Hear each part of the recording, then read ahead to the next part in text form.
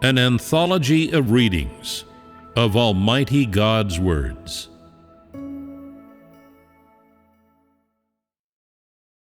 God Himself, the unique 8. God is the source of life for all things 2. We will continue to fellowship on our last topic. Can you recall what the topic was the last time we held fellowship?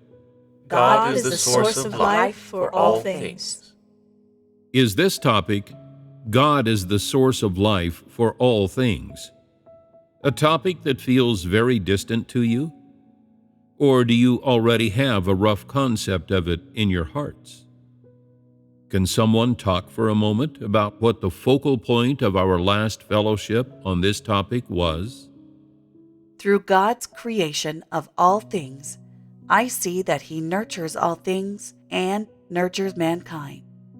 In the past, I always thought that when God makes provision for man, He provides His word only to His chosen people. I never saw that through the laws that govern all things, God is nurturing all of mankind. It is only through God's communication of this truth that I have become aware He is the source of all things, that the lives of all things are provided by Him, that God arranges these laws and nurtures all things. From God's creation of all things, I see His love. Last time, we primarily held fellowship about God's creation of all things and how He established laws and principles for them. Under such laws and such principles, all things live and die and coexist with man under God's dominion and within God's sight. We first talked about God creating all things and using His own methods to determine the laws by which they grow, as well as the trajectories and patterns of their growth. He also determined the ways that all things survive in this land, so they may continue to grow and multiply and survive in interdependence. With such methods and laws, all things are able to exist and grow on this land effortlessly and peacefully. And only with such an environment may mankind have a stable home and a stable situation in which to live, always moving forward under God's guidance, ever forward. Last time, we discussed a basic concept of God providing for all things. God provides for all things in this way so that all things may exist and live for mankind's benefit. In other words, such an environment exists because of the laws set by God. It is only due to God's maintenance and administration of such laws that mankind has its current living environment. It is a great leap between what we talked about last time and the knowledge of God we spoke of in the past. What is the reason for the existence of that leap? It is that when we talked about knowing God in the past, we were talking within the scope of God saving and managing mankind. That is, the salvation and management of God's chosen people. And within that scope, we spoke of knowing God, God's deeds, His disposition, what He has and is, His will, and how He provides man with the truth and with life. But last time, the topic we began is not limited to the contents of the Bible and to the scope of God saving His chosen people. Rather, the topic extends beyond this scope, out of the confines of the Bible and of the 3 stages of work God performs on His chosen people, discussing instead God Himself. So, when you hear this part of my fellowship, you must not confine your knowledge of God to the Bible and the 3 stages of God's work. Instead, You must keep your perspective open. You must see God's deeds and what He has and is within all things, and how He dictates and manages all things. Through this method and on this foundation, you can see how God provides for all things, which enables mankind to understand that God is the true source of life for all things, that this is, in fact, the true identity of God Himself. That is to say, God's identity, status, and authority, His everything, are not meant only for those who currently follow Him, not just meant for you, this group of people, but are meant for all things. So the scope of all things is very broad. I use the term all things to describe the scope of God's rule over everything, because I want to tell you that the things dictated by God are not merely the things you can see with your eyes. They include not only the material world that all can see, but also another world beyond the material world that cannot be seen by human eyes, and beyond even that, the planets and outer space, where mankind cannot dwell. That is the scope of God's dominion over all things. The scope of His dominion is very broad. For your part, each of you needs to and must understand, see, and have clarity about what you should understand, what you should see, and of what things you should have knowledge. Although the scope of the term all things is indeed very broad, I will not tell you about the things within that scope that you have no way of seeing or with which you cannot personally come into contact. I will only tell you about the things within that scope with which human beings can come into contact, understand, and comprehend, so that everyone can become aware of the true meaning of the phrase, God is the source of life for all things. In this way, none of the words of my fellowship to you will be hollow. Last time, we used the method of storytelling to provide a simple overview of the topic, God is the source of life for all things, so that people could gain a basic understanding of how God provides for all things. What is the purpose of teaching this basic concept to you? It is to make people understand that God's work reaches beyond just the Bible and His 3 stages of work. He is doing much more work that humans cannot see and with which they cannot come into contact, work to which He attends personally. If God were working solely on His management and on leading His chosen people forward, and not engaged in any of this other work, then it would be very difficult for this humanity, including all of you, to continue moving forward.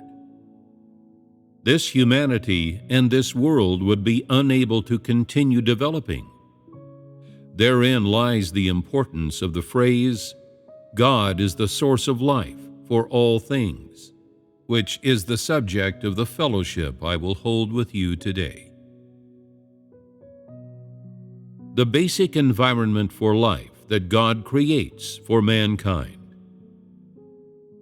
We have discussed many topics and much content relating to the words, God is the source of life for all things. But do you know in your hearts what things God bestows on mankind? Apart from providing you with His word and performing on you His work of chastisement and judgment? Some people might say, God bestows on me grace and blessings. He gives me discipline and comfort, and He gives me care and protection in every possible way. Others will say, God bestows on me daily food and drink, while some will even say, God has bestowed everything on me. You might respond to those issues people encounter in their daily lives in a way that relates to the scope of your own fleshly life experience. God bestows many things on each person, though what we are discussing here is not limited only to the scope of people's daily needs, but is meant to expand each person's field of view and let you see things from a macro perspective.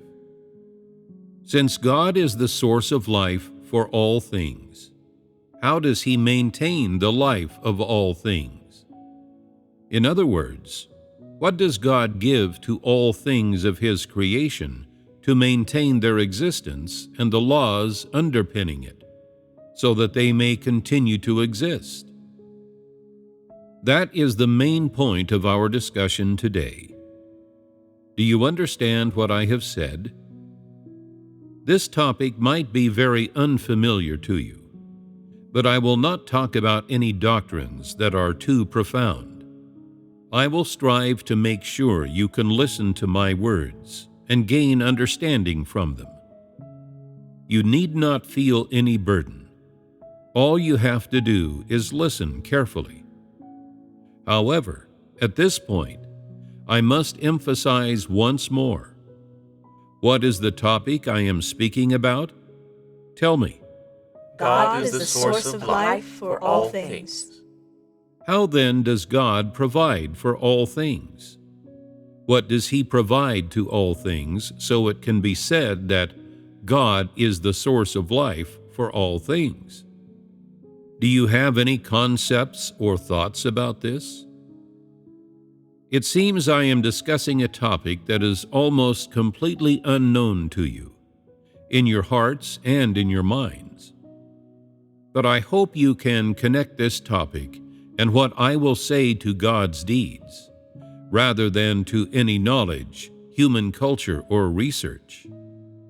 I am talking only about God Himself. This is my suggestion to you. I am sure you understand.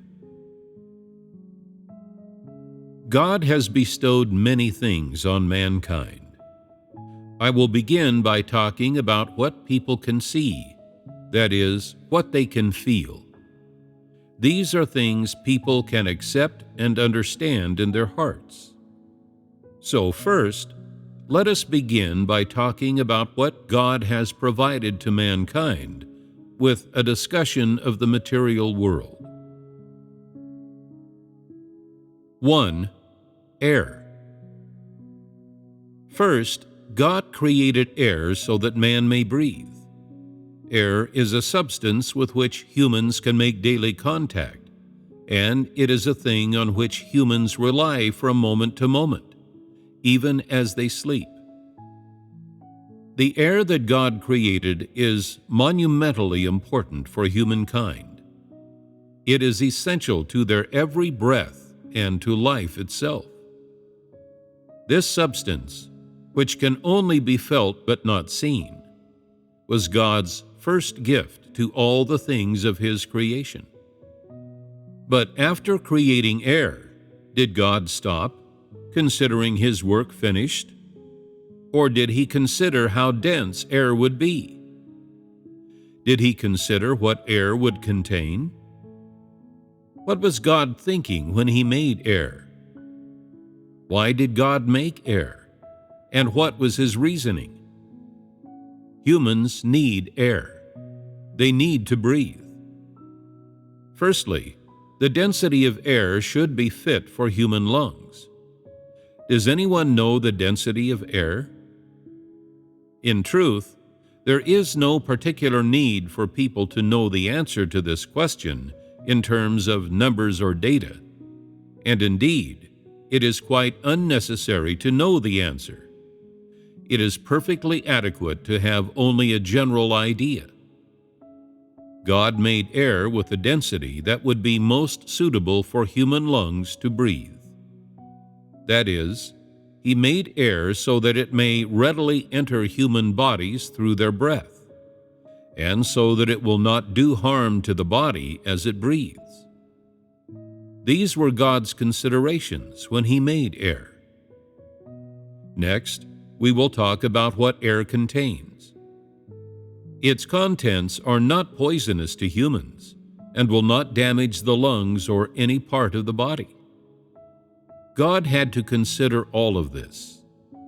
God had to consider that the air humans breathe should enter and exit the body smoothly, and that, after being inhaled, the nature and quantity of the substances within air should be such that the blood, as well as the waste air in the lungs and the body as a whole, would be properly metabolized. Moreover, He had to consider that the air should not contain any poisonous substances. My aim in telling you about these two standards for air is not to feed you any particular knowledge, but to show you that God created every single thing within His creation in accordance with His own considerations, and everything He created is the best it could be. Furthermore, as for the amount of dust in the air, and the amount of dust, sand, and dirt upon the earth, as well as the amount of dust that drifts down to the earth from the sky, God has His ways for managing these things too, ways of clearing them away or causing them to disintegrate. While there is a certain quantity of dust, God made it so that dust would not harm man's body or endanger man's breathing, and He made the dust particles of a size that would not be harmful to the body. Was God's creation of the air not a mystery? Was it a simple thing, like blowing a breath of air from His mouth? No. Even in His creation of the simplest things, God's mystery, the workings of His mind, His way of thinking, and His wisdom are all apparent. Is God not practical? Yes, He is. What this means is that even in creating simple things, God was thinking of humanity. Firstly, the air humans breathe is clean, and its contents are suitable for humans to breathe, not poisonous, and causing no harm to humans. In the same way, the density of air is suited for human breathing. This air, which humans constantly inhale and exhale, is essential to the human body, the human flesh. This is why humans may breathe freely, without constraint or worry. They can thus breathe normally. Air is that which God created in the beginning, and that which is indispensable for human breathing. 2. Temperature. The second thing we will discuss is temperature. Everybody knows what temperature is. Temperature is something that is essential to an environment suitable for human survival. If the temperature is too high, for example, supposing the temperature were higher than 40 degrees Celsius, would this not be very draining for humans? Would it not be exhausting for humans to live in such conditions? And what if the temperature were too low? Supposing the temperature were to reach negative 40 degrees Celsius. Humans could not withstand these conditions either. Therefore, God was very particular in setting the range of temperatures, that being the temperature range to which the human body can adapt, which falls more or less between negative 30 degrees Celsius and 40 degrees Celsius. Temperatures in lands from north to south essentially fall within this range. In frigid regions, temperatures can drop to perhaps negative 50 or 60 degrees Celsius. God would not have men live in such regions. So why do these freezing regions exist? God has His own wisdom, and He has His own intentions for this. He would not have you go near those places. Places that are too hot and too cold are protected by God, meaning He did not plan for man to live there. These places are not for mankind. But why would God have such places exist on earth? If these are places where God would not have man dwell or even survive, then why would God create them? Therein lies God's wisdom. That is, God has reasonably calibrated the temperature range of the environment in which humans survive. There is also a natural law at work here. God created certain things to maintain and control the temperature. What are they?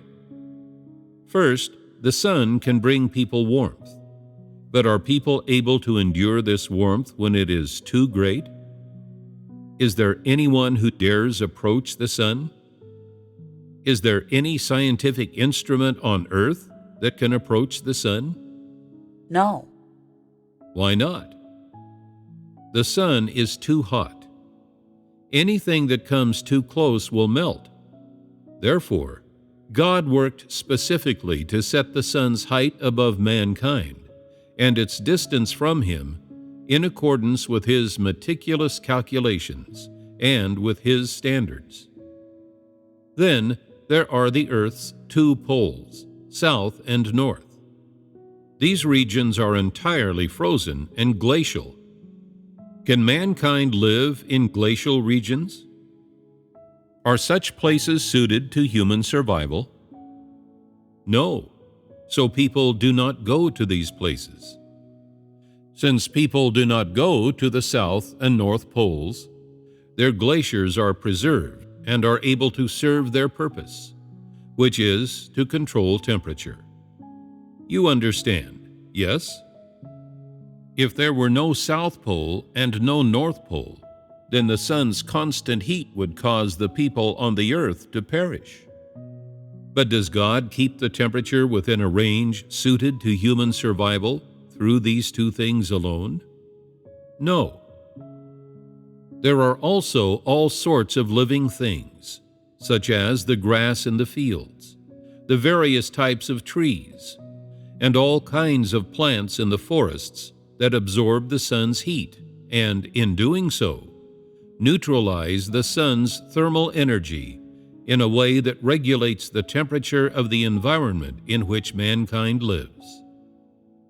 There are also sources of water, such as rivers and lakes. No one can decide the area that rivers and lakes cover. No one can control how much water there is on earth, nor where that water flows, the direction of its flow, its volume, or its speed. Only God knows. These various sources of water, from groundwater to the visible rivers and lakes above ground, can also regulate the temperature of the environment in which man lives. Aside from water sources, there are also all kinds of geographical formations, such as mountains, plains, canyons, and wetlands, that all regulate temperatures to an extent proportionate to their geographical scope and area. For instance, if a mountain has a circumference of 100 kilometers, then those 100 kilometers will contribute 100 kilometers worth of usefulness. As for just how many such mountain ranges and canyons God has created on earth, this is a number God has considered. In other words, behind the existence of every single thing created by God, there is a story, and each thing contains God's wisdom and plans. Consider, for example, forests and all the various kinds of vegetation. The range and extent of the area in which they exist and grow is beyond the control of any human, and no one has a say over these things. Likewise, no human can control how much water they absorb, nor how much thermal energy they absorb from the sun. All of these things fall within the scope of the plan God made when He created all things. It is only due to God's careful planning, consideration, and arrangement in all regards that man can live in an environment with such a suitable temperature.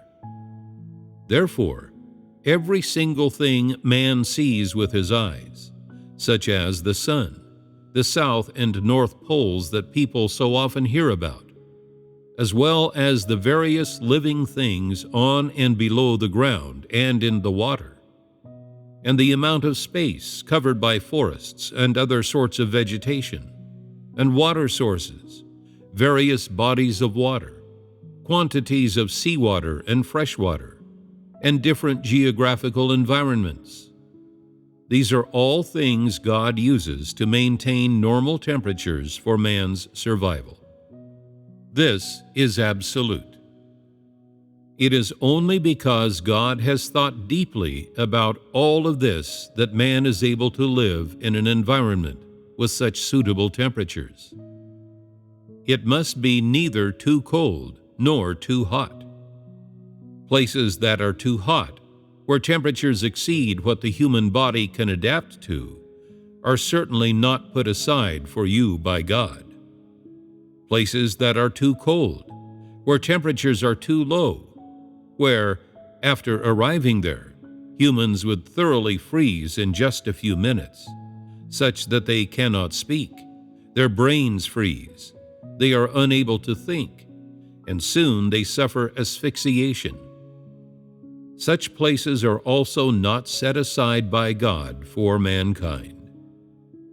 No matter what kind of research humans want to carry out, nor whether they want to innovate or break through such limitations, whatever thoughts people have, they will never be able to exceed the limits of what the human body can adapt to. They will never be able to cast off these limitations God created for man.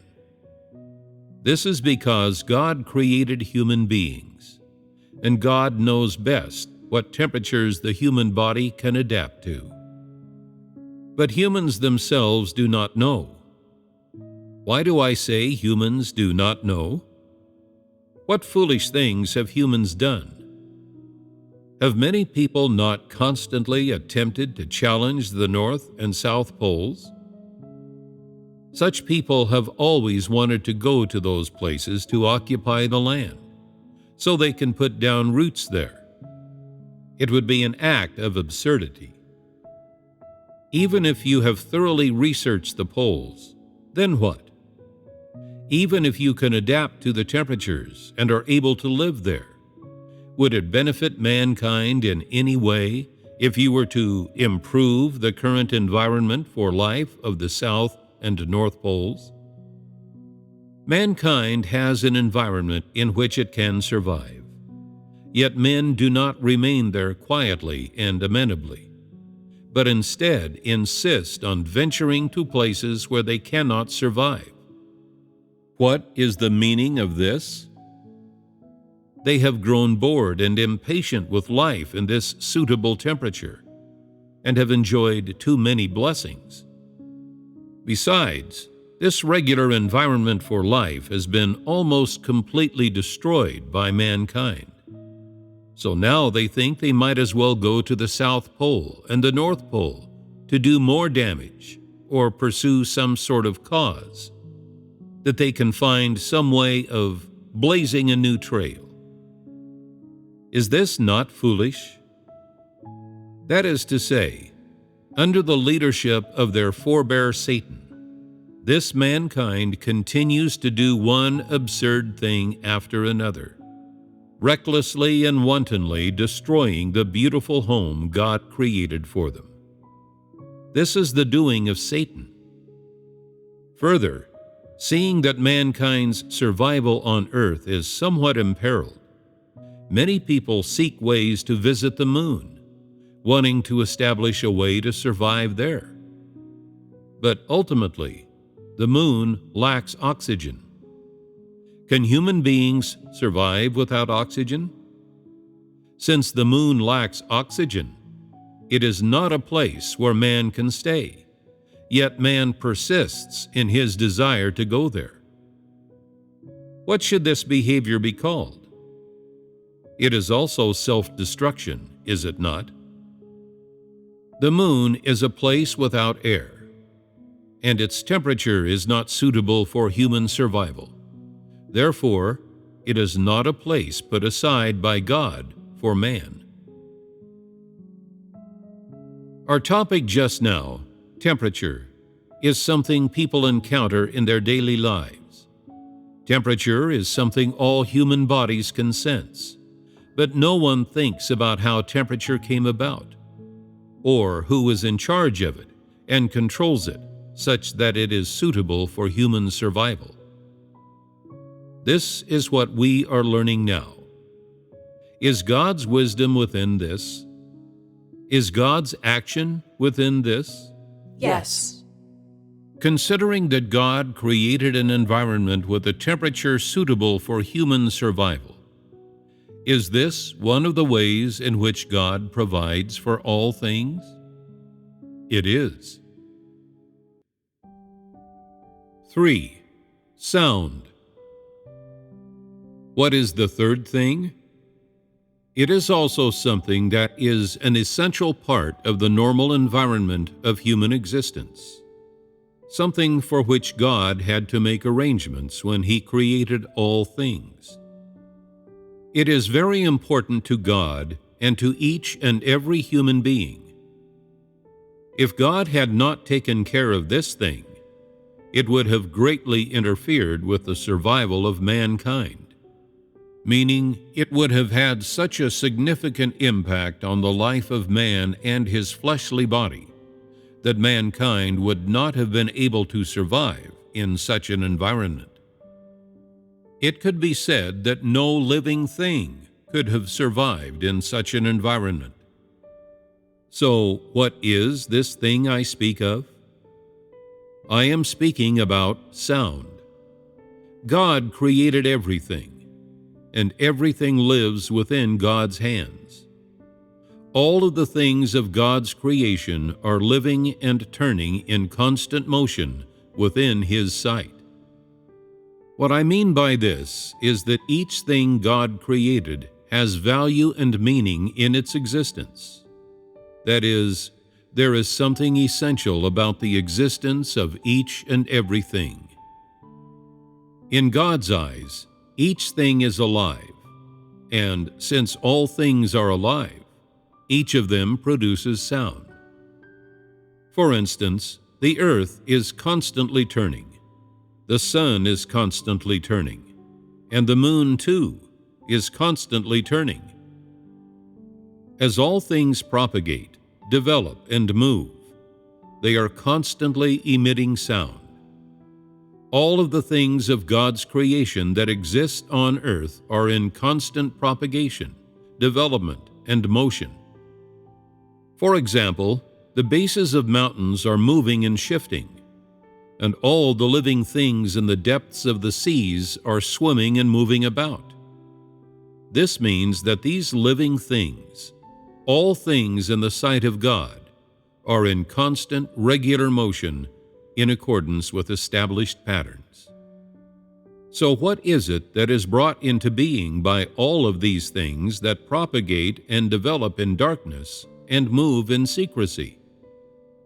Sounds. Great, powerful sounds. Beyond planet Earth, all kinds of planets are also in constant motion, and living things and organisms on these planets are also constantly propagating, developing, and moving. That is, all things with life and without life are constantly moving forward in the sight of God. And as they do, each of them is also emitting sound. God has also made arrangements for these sounds, and I believe you already know His reason for this, do you not? When you get close to an airplane, what effect does the roar of its engine have on you? If you stay near it too long, your ears will be deafened, What about your heart? Will it be able to withstand such an ordeal? Some people with weak hearts would not. Of course, even those with strong hearts will not be able to withstand it for too long. That is to say, the effect of sound on the human body, whether it be the ears or the heart, is extremely significant for every human being, and sounds that are too loud will harm people. Therefore, when God created all things, and after they had begun to function normally, God made appropriate arrangements for these sounds, the sounds of all things in motion. This, too, is one of the issues God had to consider when creating an environment for mankind. First, the height of the atmosphere above the Earth's surface has an effect on sound. In addition, the size of gaps in the soil will also manipulate and affect sound. Then there are various geographical environments whose confluence also affects sound. That is to say, God uses certain methods to eliminate some sounds, so that humans may survive in an environment that their ears and hearts can withstand. Otherwise, sounds would present a massive obstacle to mankind's survival, becoming a great nuisance in their lives and posing a serious problem for them. This means that God was very particular in His creation of land, the atmosphere, and the various kinds of geographical environment, and contained within each of these is God's wisdom. Mankind's understanding of this need not be too detailed. It is enough for people to know that God's actions are contained therein. Now you tell me, this work that God did, precisely calibrating sound in order to maintain mankind's living environment and their normal lives, was it necessary? Yes. Since this work was necessary, then from this perspective, can it be said that God used this work as a way to provide for all things? God created such a quiet environment for the provision of mankind, so that the human body could live quite normally within it, without suffering any interference, and so that mankind would be able to exist and live normally. Is this, then, not one of the ways in which God provides for mankind? Was this not a very important thing God did? Yes. There was great need of it. So how do you appreciate this? Though you cannot feel that this was God's action, nor do you know how God performed this action at the time, can you still sense the necessity of God having done this thing? Can you feel God's wisdom and the care and thought He put into it? Yes, we can. If you are able to feel this, then that is enough. There are many actions God has performed among the things of His creation that people can neither feel nor see. I raise this simply to inform you about God's actions, so that you may come to know God. These are clues that can better enable you to know and understand God. 4. Light. The fourth thing concerns people's eyes. Light. This too is very important. When you see a bright light, and its brightness reaches a certain strength, it is capable of blinding human eyes. After all, human eyes are eyes of the flesh. They cannot bear irritation. Does anyone dare to stare directly into the sun? Some people have tried it, and if they are wearing sunglasses, it works just fine. But that requires the use of a tool. Without tools, man's naked eyes have no ability to face the sun and stare directly at it. However, God created the sun to bring light to mankind, and this light, too, is something He took care of. God did not simply finish creating the sun, put it somewhere, and then ignore it. That is not how God does things. He is very careful in His actions and thoroughly thinks them through. God created eyes for mankind so that they may see, and He also set in advance the parameters of light with which man sees things. It would be no good if the light were too dim. When it is so dark that people cannot see their fingers in front of them, then their eyes have lost their function and serve no use. But light that is too bright renders human eyes equally unable to see things, because the brightness is intolerable. Therefore, God has furnished the environment of mankind's existence with an appropriate amount of light for human eyes, an amount that will not hurt or damage people's eyes, let alone cause them to lose their function. This is why God added layers of clouds around the sun and the earth, and why the density of the air is able to properly filter out types of light that can hurt people's eyes or skin. These are commensurate. In addition, the colors of the earth that God created reflect sunlight and all other kinds of light, and are able to eliminate the sorts of light that are too bright for human eyes to adapt to.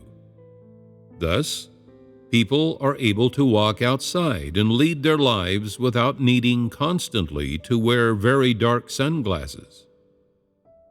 Under normal circumstances, human eyes can see things within their field of vision without being bothered by the light. That is to say, it would be no good if the light were too piercing, nor if it were too dim.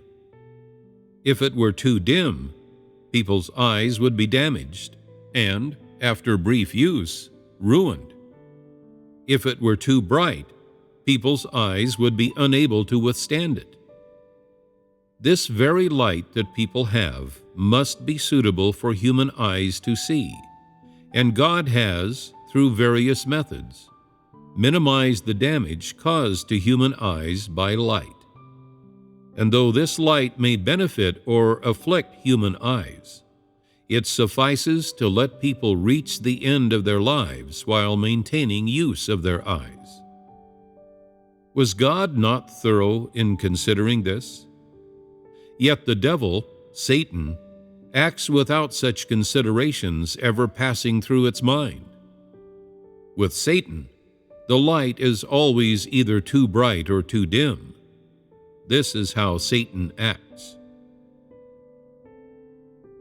God did these things to all aspects of the human body, to its vision, hearing, taste, breathing, feelings, and so on, in order to maximize mankind's survival adaptability, so they can live normally and continue to do so.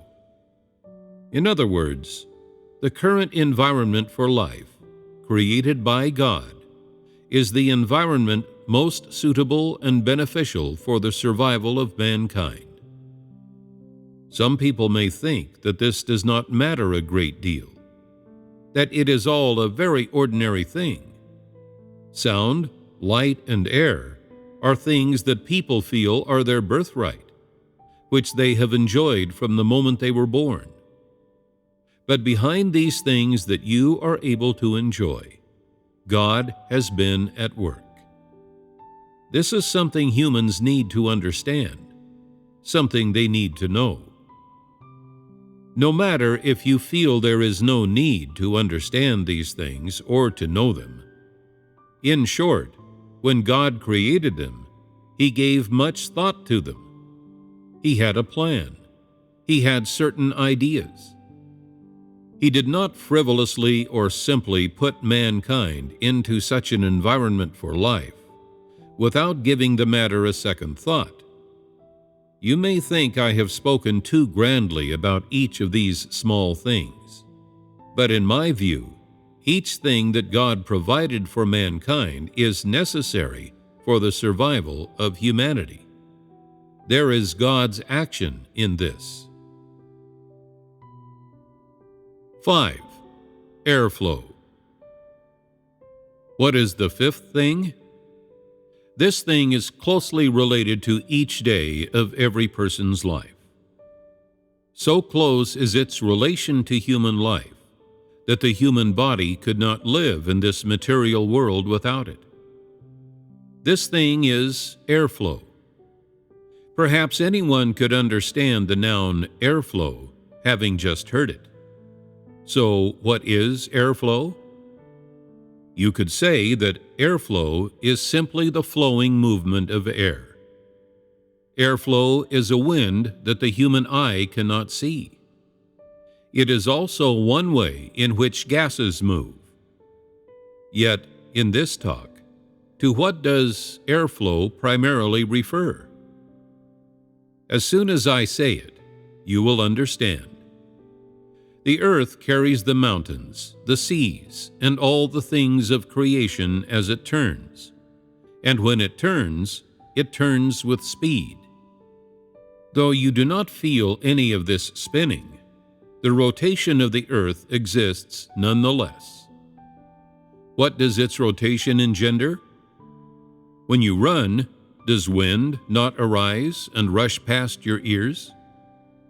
If wind can be generated when you run, how can there not be wind when the earth rotates?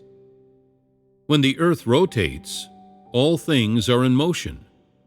The earth itself is in motion and rotating at a certain speed, while all things on it are also constantly propagating and developing.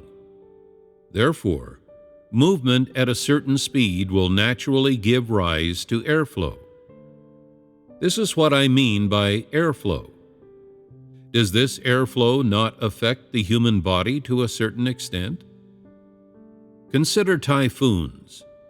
Normal typhoons are not particularly powerful, but when they strike, people cannot even stand steadily, and it is difficult for them to walk in the wind. Even a single step is arduous, and some people may even be pushed against something by the wind, unable to move.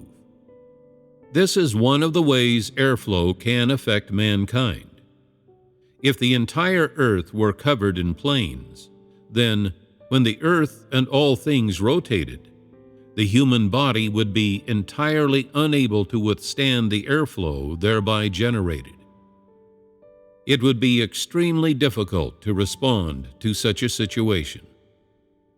If this were really the case, such airflow would not only bring harm to mankind, but total destruction.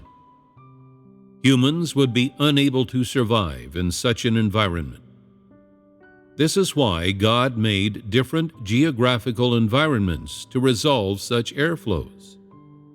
In different environments, airflows grow weaker, change their direction, change their speed, and change their force.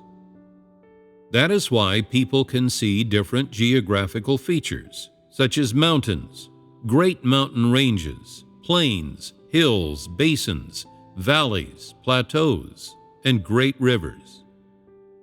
With these different geographical features, God changes an airflow's speed, direction, and force. This is the method he uses to reduce or manipulate airflow into wind whose speed, direction, and force are appropriate, so that humans may have a normal environment in which to live. Is there need of this? Yes. Doing something like this seems difficult for humans, but it is easy for God, because he observes all things. For him, it could not be simpler or easier to create an environment with a suitable airflow for mankind.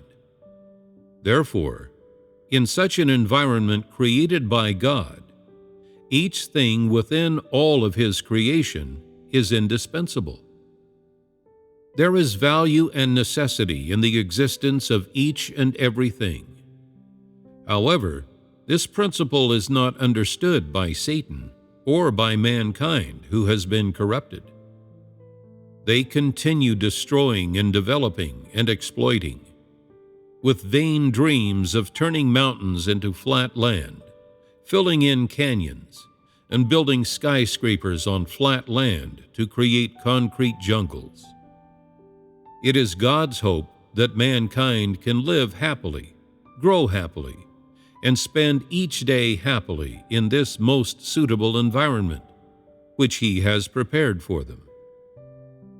That is why God has never been careless in how He treats the environment in which mankind lives. From temperature to air, from sound to light, God has made intricate plans and arrangements so that the bodies of men and their living environment would not be subject to any interference from natural conditions, and that instead, mankind would be able to live and multiply normally, and live normally with all things in harmonious coexistence. All of this is provided by God to all things and to mankind. In the way God arranged these 5 basic conditions for human survival, can you see how He provides for mankind? Yes. That is to say, God is the creator of all the most basic conditions for human survival. And God is also managing and controlling these things.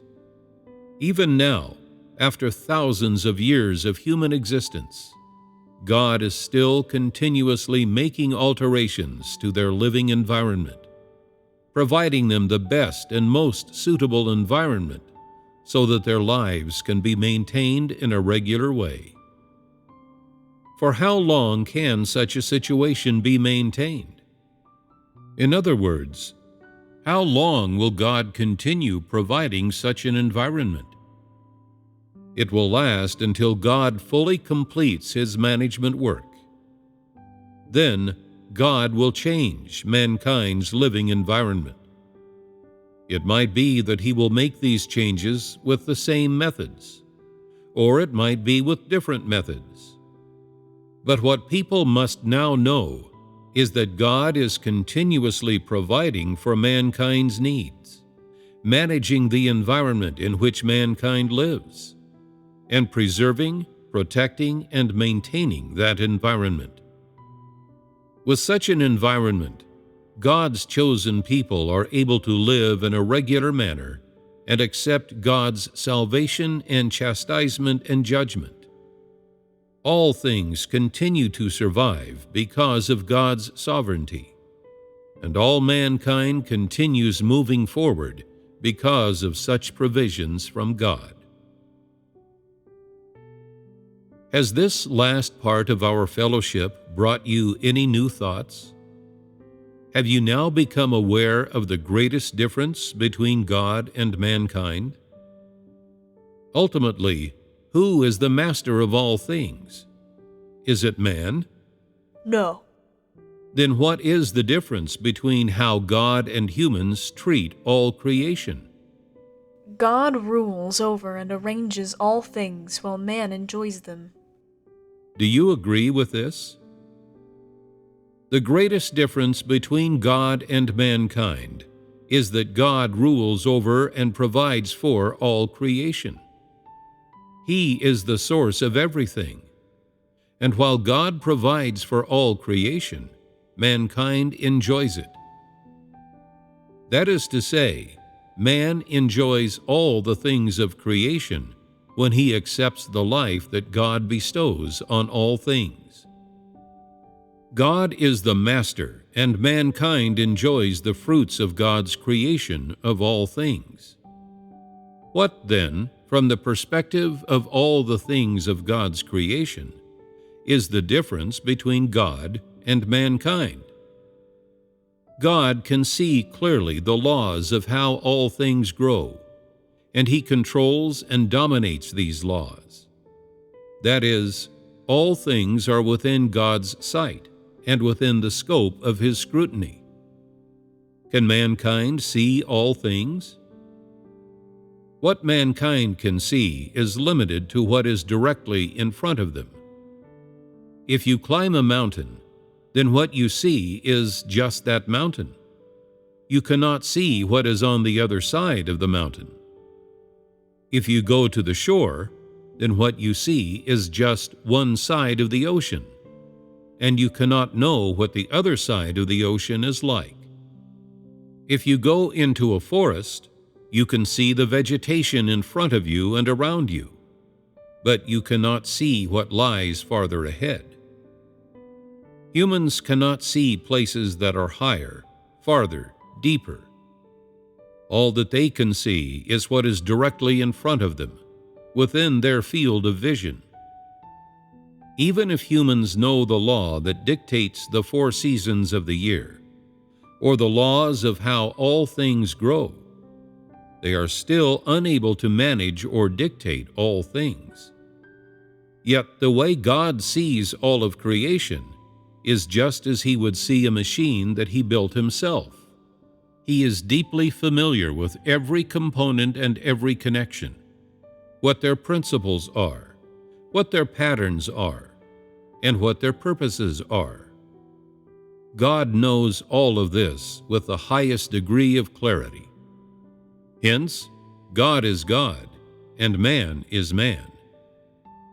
Though man may go deep in his research of science and the laws that govern all things, that research is limited in scope, whereas God controls everything. For man, God's control is infinite. A man could spend his entire life researching God's smallest deed without achieving any true results. This is why, if you use just knowledge and what you have learned to study God, you will never be able to know God or understand Him. But if you choose the way of seeking the truth and seeking God, and look at God from the perspective of coming to know Him, then one day you will recognize that God's actions and wisdom are everywhere at once. And you will know why God is called the Master of all things and the source of life for all things. The more you gain such understanding, the more you will understand why God is called the Master of all things. All things and everything, including you, are constantly receiving the steady flow of God's provision.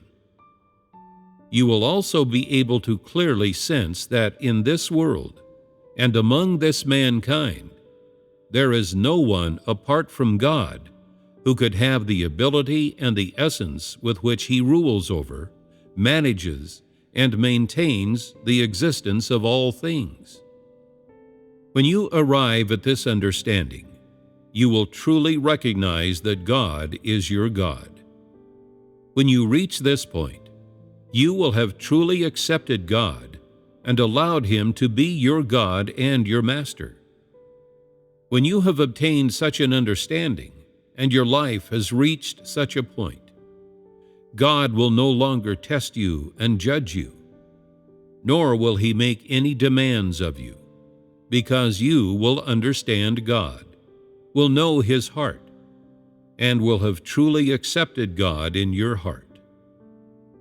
This is an important reason to fellowship on these topics of God's domination and management of all things.